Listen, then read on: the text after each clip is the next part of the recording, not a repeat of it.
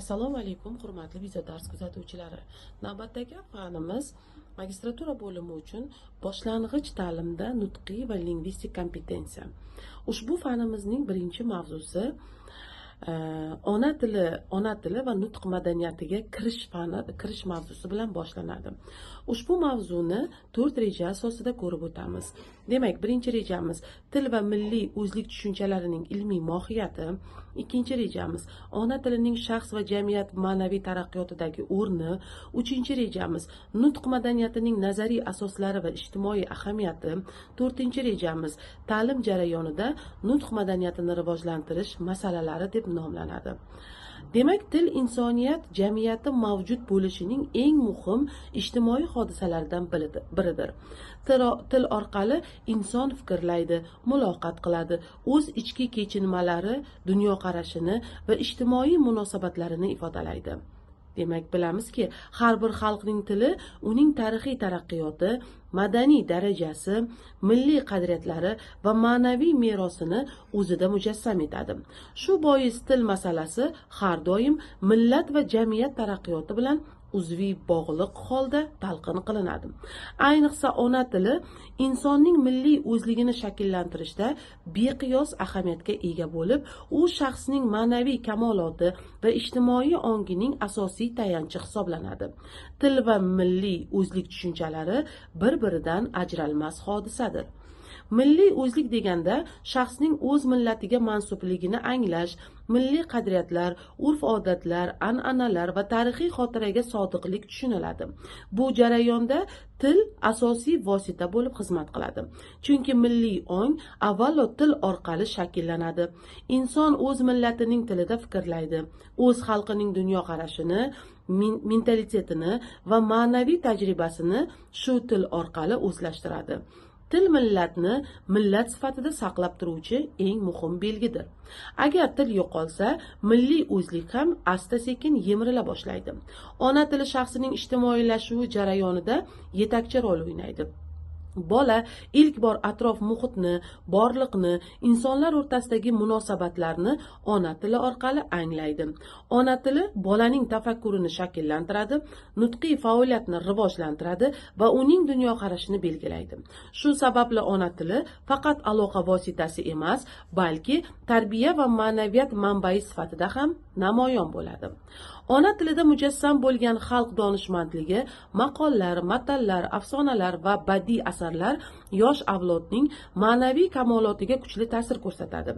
Jamiyat taraqqiyoti tilning rivoji bilan chambarchas bog'liqdir. Ijtimoiy, siyosiy, iqtisodiy va madaniy o'zgarishlar til taraqqiyotiga bevosita ta'sir qiladi.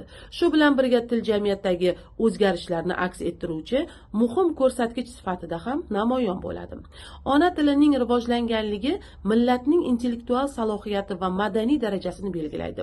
Shu bois davlat va jamiyat miqyosida ona tiliga e'tibor berish, uning nufuzini oshirish muhim strategik vazifa hisoblanadi. Nutq madaniyati tilshunoslik va pedagogikaning muhim tushunchalaridan biri bo'lib, u til birliklaridan ongli, maqsadga muvofiq va estetik jihatdan mukammal foydalanish jarayonini ifodalaydi.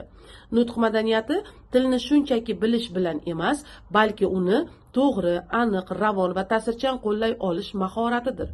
Nutq madaniyati shaxsning umumiy madaniyati darajasi, intellektual saviyasi va ma'naviy kamolotini aks ettiradi. Jamiyatda nutq madaniyati yuksak bo'lgan sari muloqot sifati yaxshilanadi, ijtimoiy munosabatlari sog'lomlashadi. Nutq madaniyatining asosini adabiy til me'yoriga rioya qilish tashkil etadi.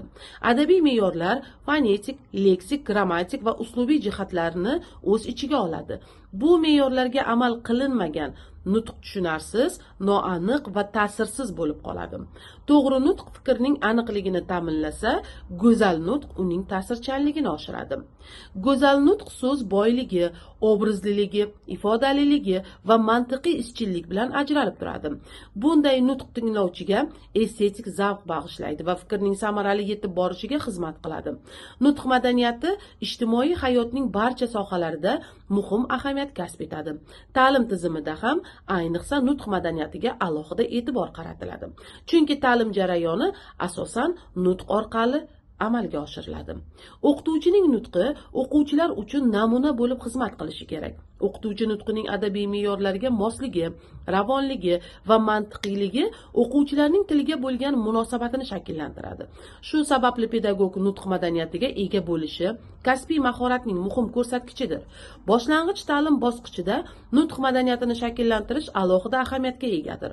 Bu davrda o'quvchilarning og'zaki va yozma nutqi faol rivojlanadi.